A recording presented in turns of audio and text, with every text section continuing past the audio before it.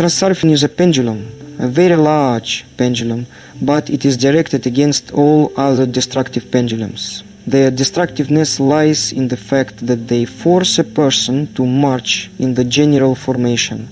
The rule of the pendulum is as follows: do as I do. This rule forces a person to deviate from their life path and march in formation. To follow your own path, you need to step out of the formation and create your own pendulum, your own religion, so to speak. If you become the favorite of a pendulum, create your own business or belief system, then you will be at the top of the pyramid, not in the first rows of this formation. But ultimately, if you are a show business star, a model, or a movie star, you will find yourself in the first rows of the formation, because this formation will begin to march behind you as a new standard.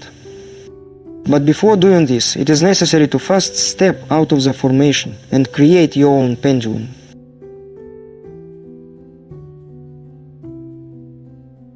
I try to live according to my creed. This means that if I experience emotional discomfort, I try to determine its cause. If I say something, it means that I speak what I know. If I felt discomfort while saying it, I would not feel confident.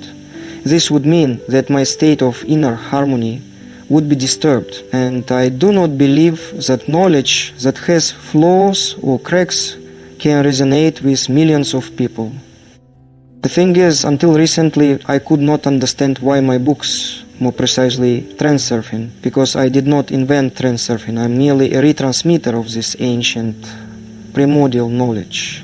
It so happened that information comes to me through a certain channel, and I pass it on as I can. It is up to you to decide whether this information is correct or not. Most of the letters I receive from readers say the same thing, that readers feel like they already knew all this knowledge, as if they were ancient souls who simply remembered it when it was laid out before them. People perceive this knowledge as their own. That is why it is successful. If I were completely alone, simply speaking into the void, it would be a different matter. I might doubt myself, and others could judge whether what I say is right or wrong. However, first, everything is confirmed by practice. And second, because people accept this knowledge as their own, and since we are all ancient souls who have lived through thousands of years in past incarnations, I can confidently say that I simply know what I am saying and say what I know. I try not to think about questions like who I am, what is the soul, what is God. Everything I have told you is just a primitive model, a model of reason, a model of transurfing. It is neither right nor wrong. It is simply one of many realities, but it works. That is enough. As for the questions that remain unclear, I am not into mysticism or philosophy. I am tired of thinking about how the world is structured and engaging in self-reflection. I do not dwell on such questions. I am a practical person. What brings practical results interests me. The rest has long been said in different interpretations, however one prefers. So, in my opinion, the only criterion for correctness and necessity is practical value. I do not fight against anything because, as I have said, fighting is pointless. When you fight against the world fights back because it is a mirror. I do not want to be like a kitten scratching at a mirror. Fighting against pendulums is also pointless. The more effort you put into this struggle, the more energy you give to the pendulum, as it feeds on your energy. That is exactly what it needs. Vanity is a natural human trait. When a stream of admiring letters came to me, of course I had some small, unpleasant thoughts of self-priorities, but that quickly passed because I quickly got used to it. To my pleasure, or rather, to my happiness, I stopped reacting to it. I was put on a pedestal, made into some kind of figure that I essentially am not. However, I remain an ordinary person with weaknesses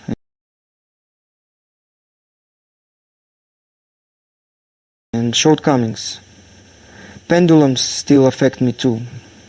They toss me back and forth, and I make mistakes. I continue to make mistakes. I am not perfect.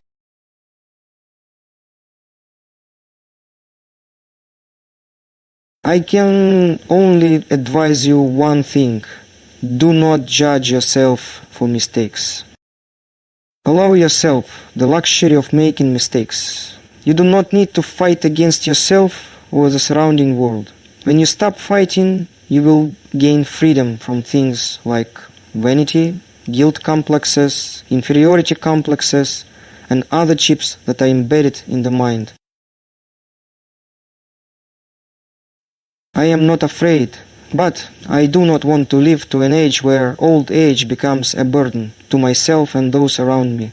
When you are sick and incapable of anything, there are two options for people like me. Either live life to the fullest, burn bright like a match and burn out completely, or live long and fully, experiencing everything. But to get everything from life, you need high energy levels. When you are capable of creating, when after work you do not just want to sink into a chair in front of the TV but want something more, when you have the means to fulfill your desires, then that is a truly full life. Natural food personally gave me this high energy. I feel much better now than I did, say, 30 years ago, when I was a teenager, full of energy, attempting reckless things like doing backflips of ski reps. Compared to the energy state I had then, I feel much better now. So, in this regard, understand, when you stop eating dead food, at first it seems extreme. You crave tasty food because everyone around you eats and drinks delicious things. But when you gradually switch to natural food, you make an incredible discovery. Dead food tastes awful. I do not follow a strict raw diet, but I eat raw seafood, shrimps, raw squid. Try an experiment. Eat these foods raw for a month, then cook them and taste them. You will realize how disgusting your previous diet was. Of course, proper preparation is necessary. First, you must get rid of existing parasites. Second, you should eat mostly natural, plant-based foods to prevent new parasites from appearing. For example, raw freshwater fish is dangerous, but raw shrimp or squid, when prepared with lemon juice and spices, are safe. Salt, for example, is just a bad habit. It is easy to quit. After 3-4 days without it, you will no longer crave it. Salt is not absorbed by the body. It is either excreted or stored in the walls of blood vessels, which is useless for us. When you stop eating synthetic foods, new sources of pleasure appear, such as raw foods. For example, you can eat raw egg yolks. People fear parasites, but if you include simple things in your diet like garlic, hot peppers, horseradish, lemon juice, watermelons, melons, and other natural fruits and vegetables which all have antiparasitic properties, you can safely eat raw seafood. But avoid freshwater seafood. Only consume seafood from the ocean. The cleanest, most natural food comes from the sea. The information from destructive pendulums, such as financial debts and societal obligations, drains your life energy and rapidly ages your body. There is nothing more to add to this. You can test it yourself. Love is personal. If you send goodness into the world, it will return to you. If you send love, it will return as well. However, you cannot force yourself to love everyone, especially those you dislike. I take satisfaction in knowing that what I do benefits others. When people tell me that their lives have improved, that brings me joy. Detailed instructions and explanations, they are in the Transurfing books, which consist of 5 volumes, including Reality Transurfing, The Reality Creator, The Dream Forum, The Practical Course of Transurfing, and Tarot Cards of Transurfing. I thank you for your attention and apologize for wearing glasses. I do not want to be recognized everywhere, as that would complicate my life. Wishing you all good luck.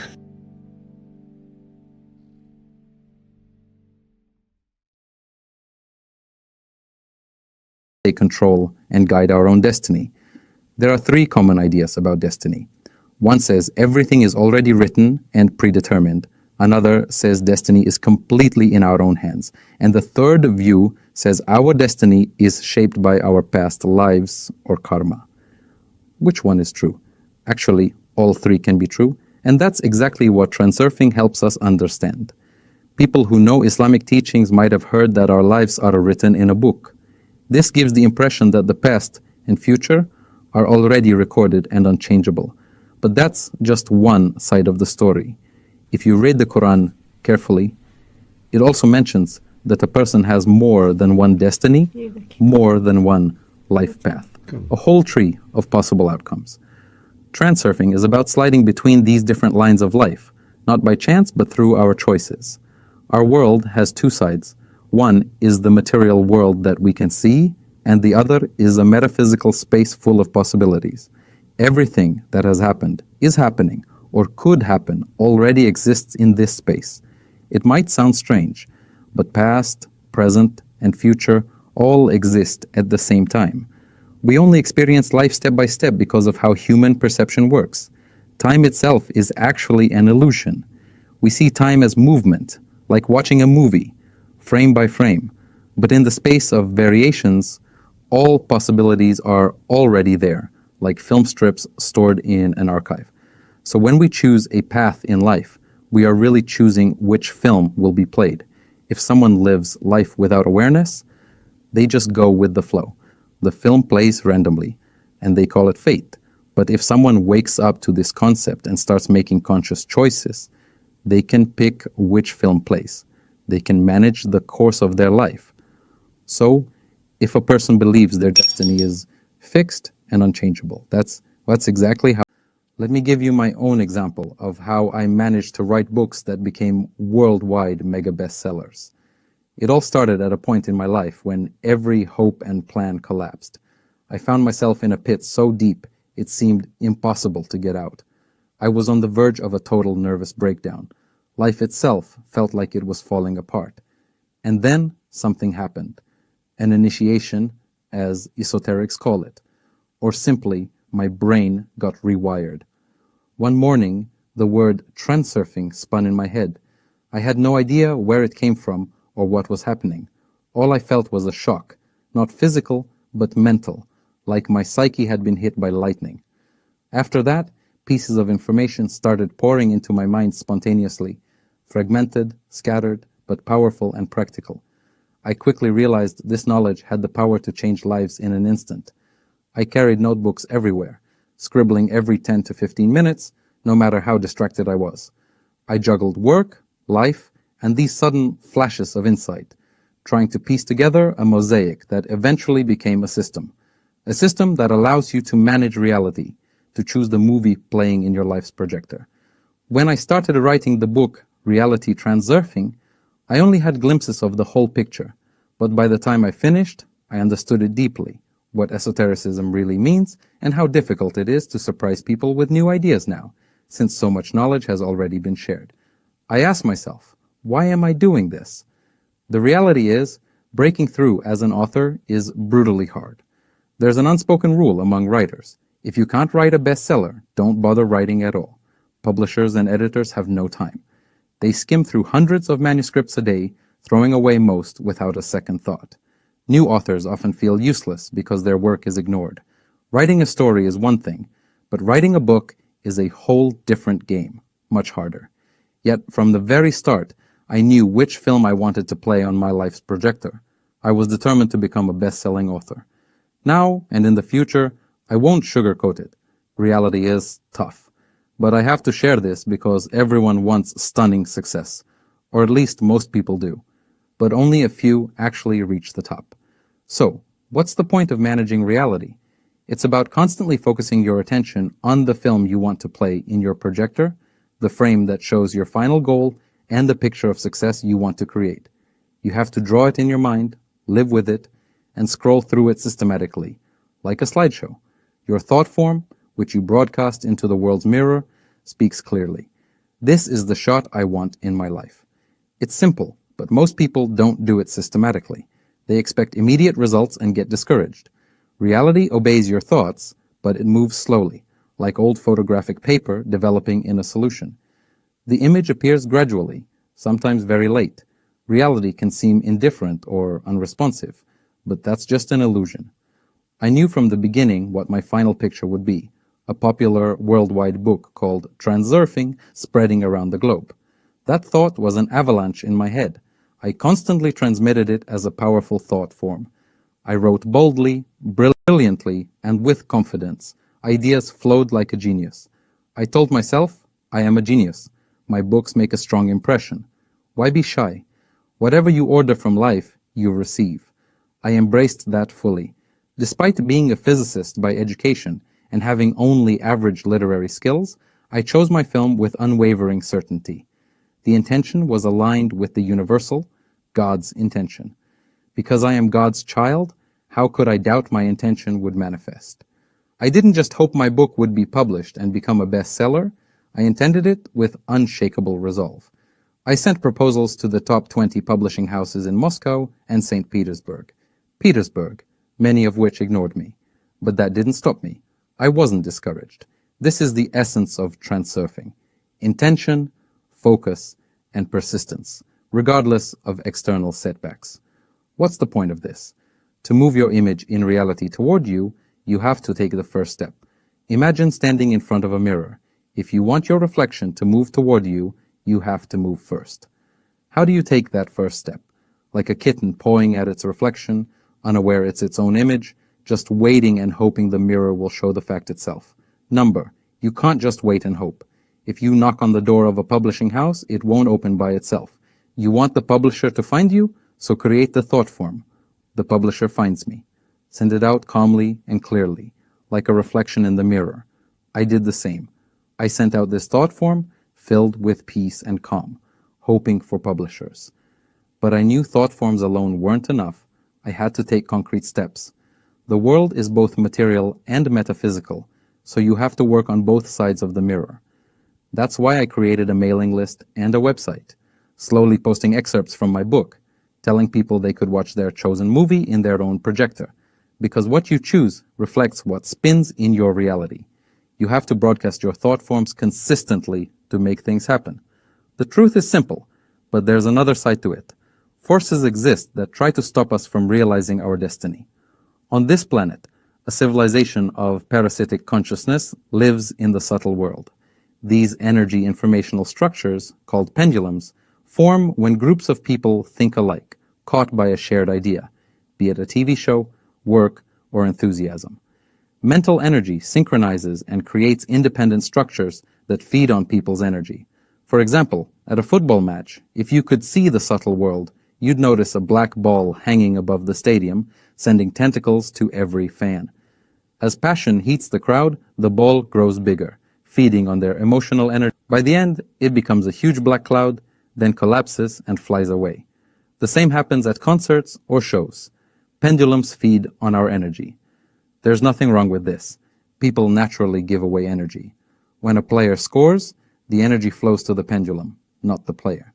Imagine the anger from disappointed fans. If all that energy hit the player, he'd collapse. Stars get energy too, but pendulums collect a large part of it. Strong emotions, especially negative ones, feed these pendulums. It's not scary though. These subtle material energies provoke you to release more energy, often through conflict or negativity. Pendulums have access to your consciousness and influence your motivations. Carl Jung and Freud hinted at this, saying motivations come more from external forces than internal ones. Transurfing says it clearly. People aren't free. They're controlled from outside. This parasitic consciousness civilization is real. You can see its influence in everyday irritations. Kids misbehaving, sudden problems, traffic jams, conflicts. These are subtle energy parasites at work. They don't act with conscious intent, but behave like parasitic plants that wrap around a tree, choking its growth. You might think your emotions and intimate moments are yours alone, but subtle entities move inside you, influencing feelings. It sounds shocking, but it's true. For example, in intimacy, you might feel a wild animalistic energy waking inside. It's not a second personality, but a real subtle entity stirring instincts. During sex, subtle energies exchange like thunder and lightning between two black clouds of energy. Afterwards, people return to normal, but these entities remain. Awareness helps you notice when this power moves through you. Sometimes people say a demon or devil possesses someone in crowds or extreme situations, making them act wildly. Why do normal people become beasts in war? Why do peaceful teenagers commit brutal acts?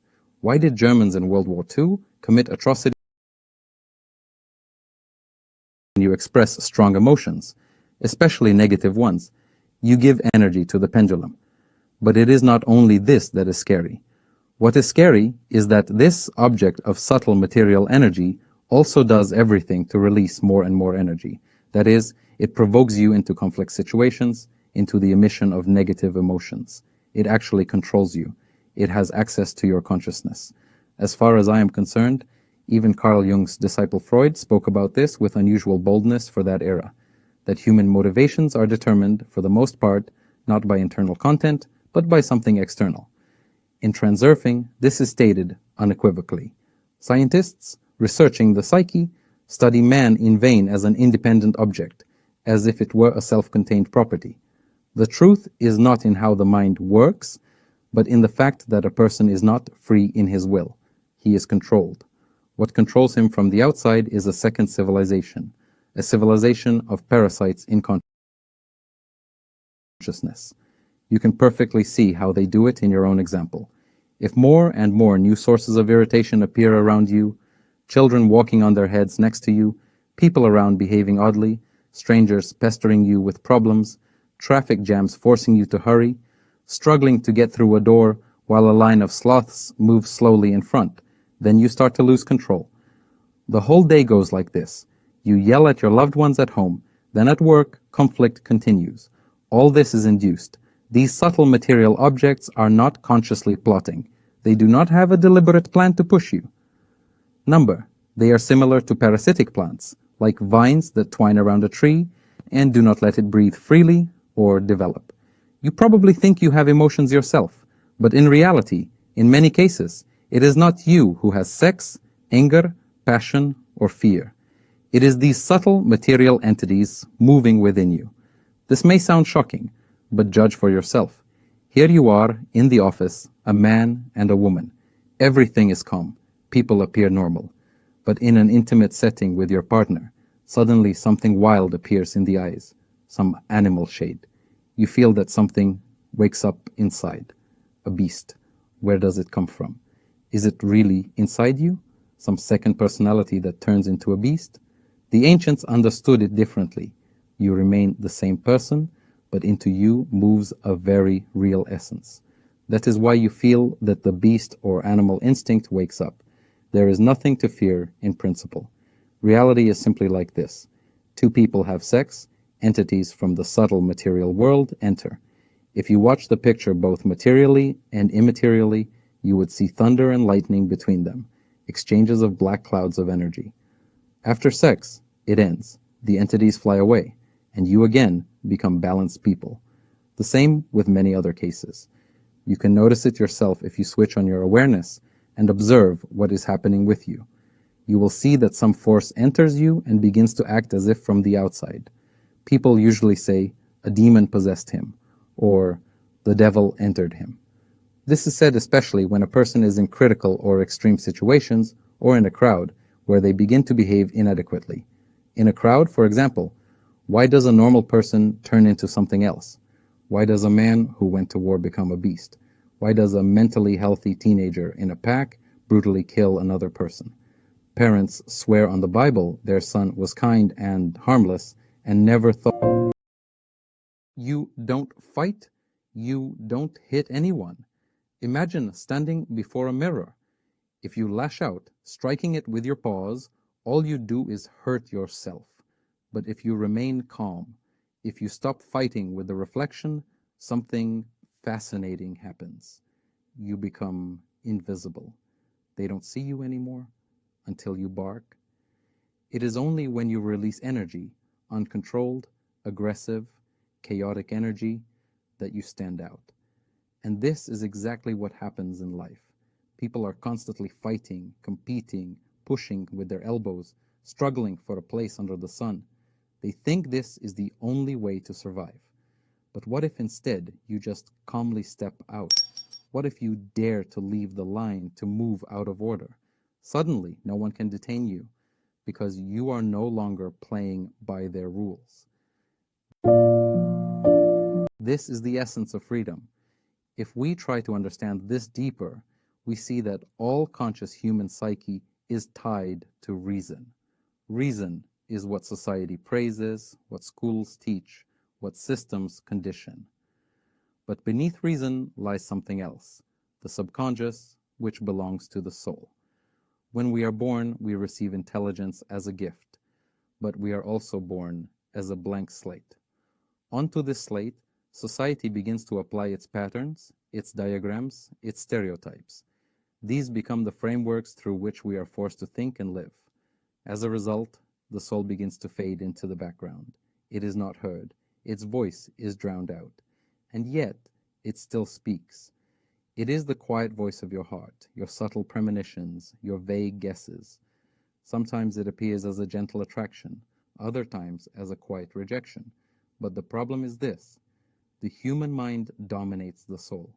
And this mind, our reasoning, our thoughts, is captured by pendulums, by external systems of control. This is why a person often does not hear their own voice. It becomes very difficult to find the way of the heart, to understand what one is truly striving for. The soul is still there, alive, whispering, but the brain has been zombified by values broadcast on all news channels, repeated endlessly until they feel like truth. It is as if a person has been torn in two halves. One half is something deep, something ancient, something coming from the depths of millennia, from the very fabric of space itself. The other half is superficial, entirely under the control of pendulums. The mind hears only its own voice and the voice of pendulums, but the voice of the soul, it practically does not hear it at all. And so the question arises, what is the soul? This question has been asked by great thinkers throughout millennia, and I believe there is only one way to answer it. If you try, even for a single moment, to stop the internal dialogue, silence will reign in your thoughts, and in that silence, in that eternity, lies the answer. This is the silence of eternity. This is where you find the truth of the soul, and within it also lies the answer to the greatest question of all: who am I? Now let's clarify this picture even further. Let us return to dreams, to the space of dreams. I already said that there exists a space of options. In this space, everything is stored, all scenarios, all decorations of our reality. It is the metaphysical prototype of our world. There, in this space, are stored buildings, streets, cars, every material object we see around us. These are the decorations of the script. They form the scenery, while the actual events, the movement, the unfolding of life, are like frames realized one by one on a film strip. But in dreams, we notice something else. We meet not only decorations, but also people. Fascinating question. Who are these people? What is their origin? Why are they there? What are they doing in our dreams? Here is an experiment you can try. If you ever wake up inside a dream, if you realize that it is a dream, you can try an interesting experiment. Ask one of the characters, or several, do you know that I am dreaming and that you are in my dream? How do you think they will respond? They will not be able to answer because they will not understand the meaning of your question. In dreams, all these characters are nothing more than layouts, or, if you want, cyborgs, mannequins. The only thing that distinguishes them from you is that you have awareness and a soul. These characters have no soul, no awareness. They obey like zombies, as if they are recorded on film, behaving according to the script. There is even a large group of people on Earth who engage in conscious dreams purposefully. They use certain techniques to wake up in a dream. And when you wake up inside a dream, when you realize it is a dream, you can control the course of events.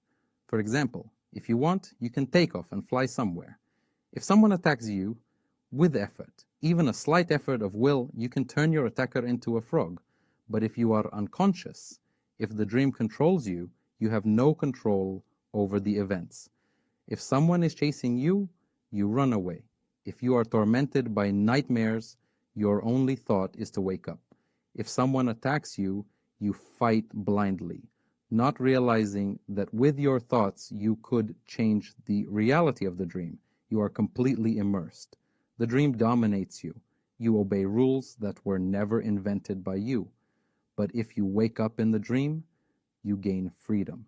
You can control the events, shape them, act intentionally. And in reality, the principle is similar. You must take your attention away from the mirror, from reflections, illusions, and distractions, and focus on the image. Do not beat your paws in the mirror. Instead, intentionally create a thought form you want to see reflected. In life, most of the time, we are asleep, unconscious, automatically immersed in the game of reality. But awareness is the key to becoming the creator of your own reality, the conscious director of your life,